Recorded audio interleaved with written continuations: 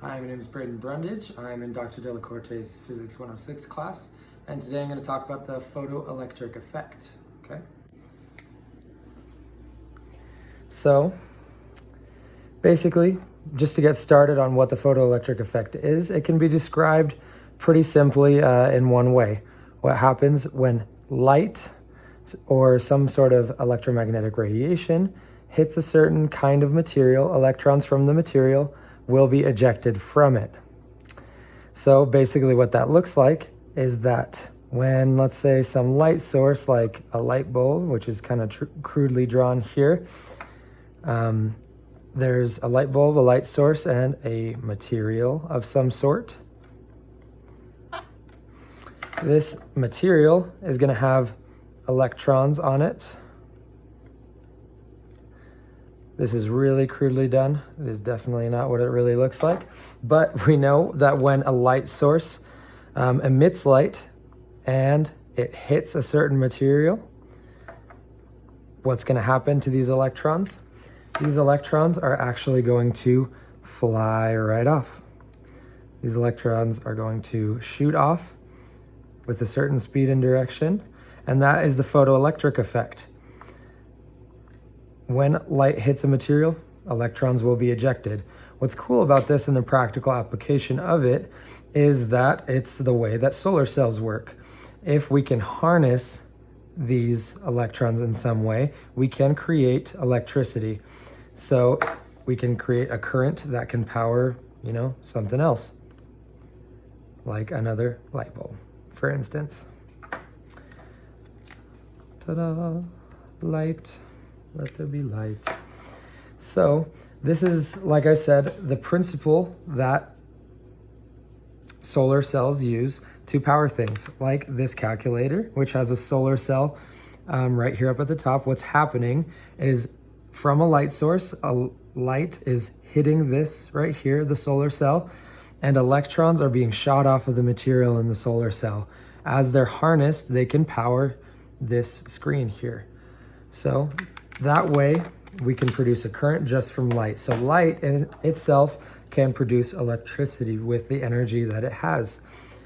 So a lot of the ways that we think about light is, like in layman's terms, we think of it as a wave first and foremost, right? So an easy way to depict this is maybe with a flashlight. We see,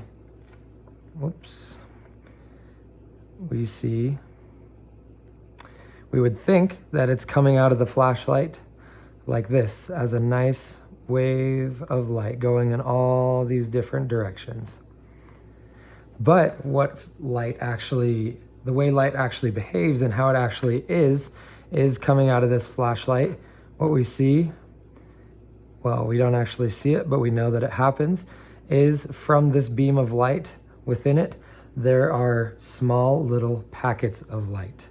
Albert Einstein, the smart guy we all know, actually discovered by studying the photoelectric effect and what happened, that light must be quantized, or that there can't just be one long infinite waves of length of light, but there should be small little packets of light.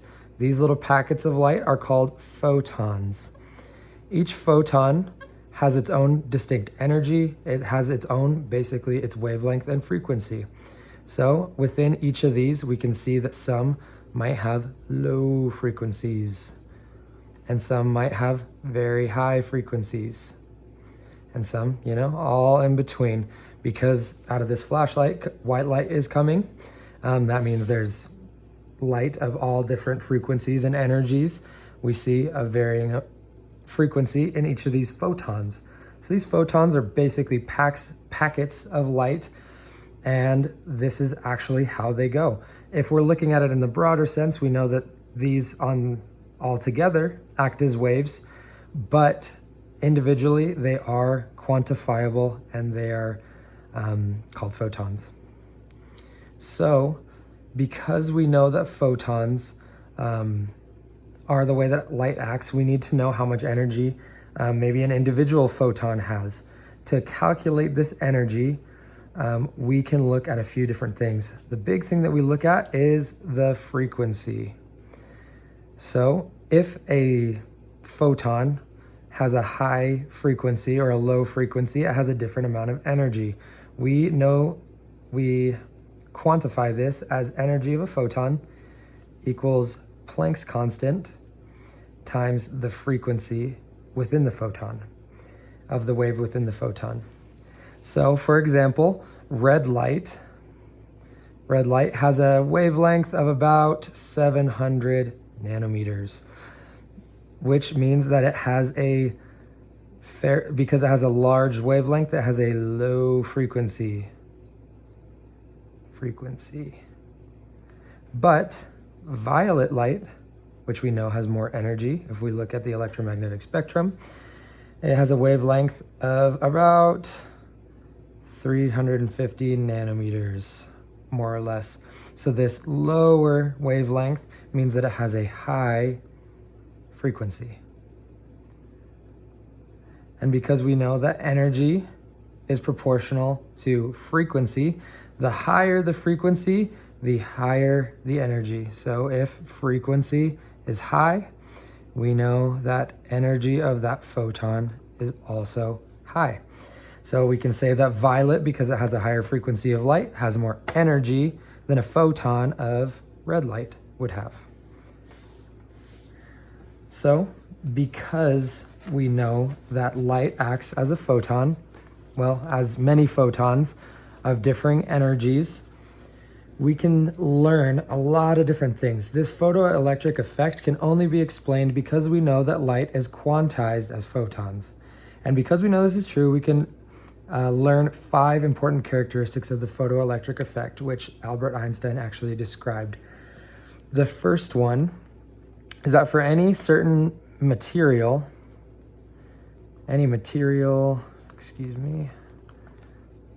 for any certain material, there is a minimum frequency of, in a certain photon, like that, yeah, pretty crude, a minimum frequency that a photon must have in order for electrons to be ejected.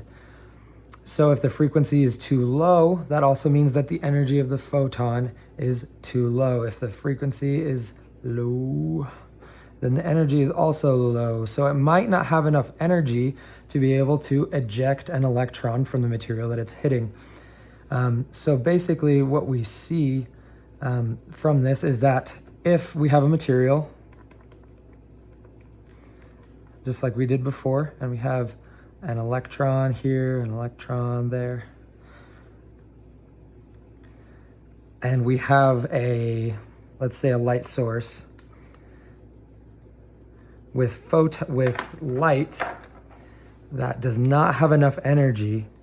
If it has a low frequency like that, it might not have enough energy to knock off this electron, give it enough energy to bounce right off. But if we had a higher energy thing like this blue, which has a higher frequency, it can possibly knock off this electron. So again, there is a minimum frequency. This is called the F naught, a minimum frequency for a certain material, frequency needed to knock off an electron or to eject electrons in a certain material. All right. So the second one that we learn, these are just general principles, by the way. I won't be getting into too much detail in the rest of these. One other thing that we learned from the photoelectric effect is that once electromagnetic radiation hits the material, electrons will be ejected without delay. They will go immediately. So what this basically means is that when electromagnetic radiation hits a material, electrons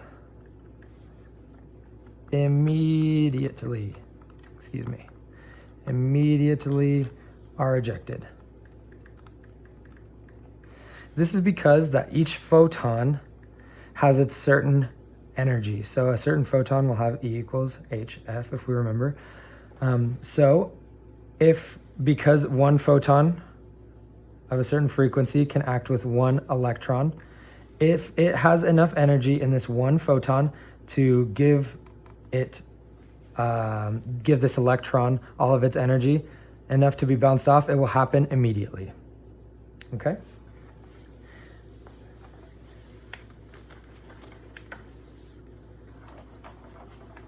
All right.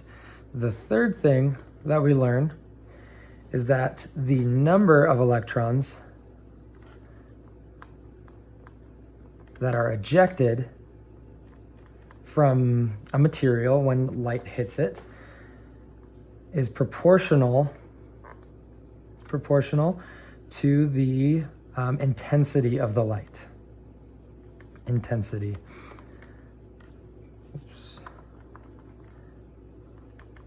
Intensity of the light. So this basically means the intensity basically means the amount of photons, or the amount of light, photons, the amount of light that we're shining onto this material. So if there's more photons, that means it can interact with more electrons, and thus more electrons can bounce right off if they have enough energy, okay?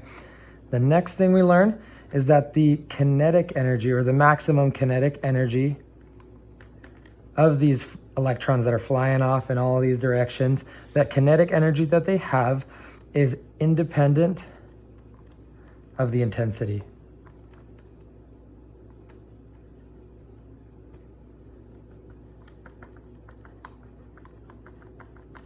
So that means that no matter how much light we shine on it, it doesn't matter a lick how fast or how much energy they have coming off, because each photon has its certain frequency and thus its certain energy. It is what it is, basically. And so this one photon interacting with one electron, the electron will have, it doesn't matter how many photons there are, this one acting with one will have a certain kinetic energy. Then the very last thing that we learn is that the kinetic energy of an electron, I'll abbreviate it as that, is equal to the photon energy, which is equals hf. So let's do h times the frequency of the photon energy minus the binding energy of the electron in that specific material. So this has been the photoelectric effect. These are the basic principles and the things that we learn because of the photoelectric effect. Thank you.